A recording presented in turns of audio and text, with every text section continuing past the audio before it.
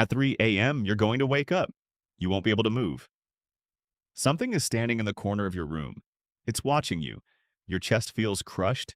You try to scream. Nothing comes out. This is sleep paralysis. It happens to roughly 8% of the population. That's 1 in 12 people. It's been happening for thousands of years. We've had names for it since we started writing things down. In 1664, a Dutch physician named Isbrand van Diemerbroek described a patient who woke up terrified in the middle of the night. She couldn't move a finger. She felt a demon sitting on her chest. She was certain she was going to die. Van Diemerbroek wrote it down as a medical case. He had no idea what was causing it. No one did. 300 years later, we finally started to understand. Sort of. When you sleep, your brain cycles through stages. The deepest stage is called REM sleep, rapid eye movement. This is when most of your vivid dreams happen. Your brain becomes almost as active as when you're awake. Neurons are firing everywhere. Stories are playing out behind your closed eyes. But there's a problem. If you acted out your dreams, you'd hurt yourself. You'd thrash, you'd scream, you'd jump out of bed. So your brain paralyzes your body. It sends a chemical signal that cuts off communication between your brain and your muscles. This is called REM atonia. It's a safety feature. It keeps you still while your mind runs wild. Most of the time, this works perfectly. You wake up. The paralysis lifts in milliseconds. You don't even notice it happened, but sometimes the timing breaks. You wake up, your conscious mind snaps on, your eyes open, but the paralysis signal hasn't turned off yet. Your body is still locked down. You're fully conscious. You're aware of everything. You can't move a single muscle. You can't speak. You can barely breathe. This is where the demon appears. Why do people see the same thing? A dark figure, a shadow standing in the room, a crushing weight on the chest, across every culture, every country, every century.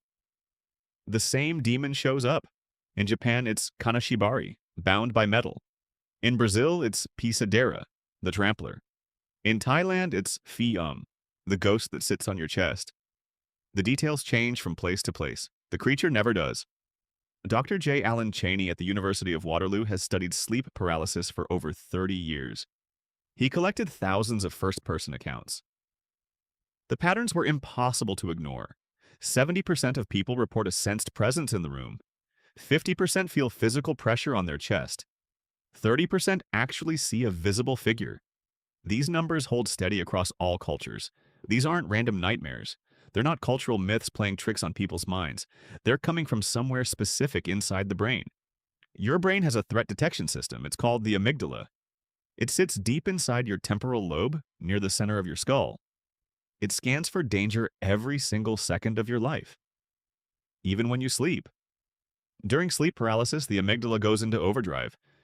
It's screaming that something is terribly wrong. You're awake. You can't move. You can't call for help. That specific combination triggers an alarm that's older than language, older than humans.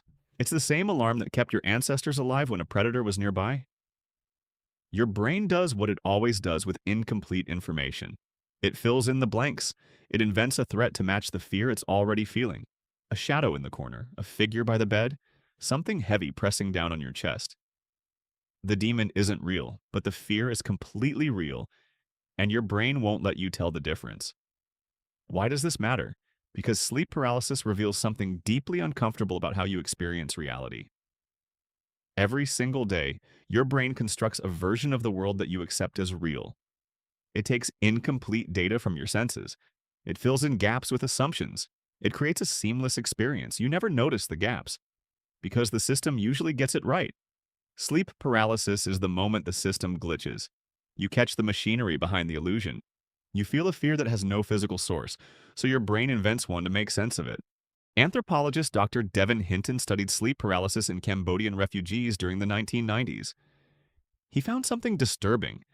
People who experienced frequent sleep paralysis were far more likely to develop panic disorder. Not because the paralysis itself caused the panic, but because their brains had learned to expect danger at night. The demon became proof that the world was fundamentally unsafe. Your brain is always one glitch away from turning you into a believer in ghosts and demons, and whatever story makes the fear make sense. So what is actually sitting on your chest at 3 a.m.? It's you. It's your own threat detection system, misfiring in the dark. It's your amygdala trying desperately to protect a body it suddenly can't control. The demon is the sound of your brain caring too much about keeping you alive. Next time you wake up and can't move, remember this. The thing in the corner isn't watching you, you're watching yourself. And that is somehow worse.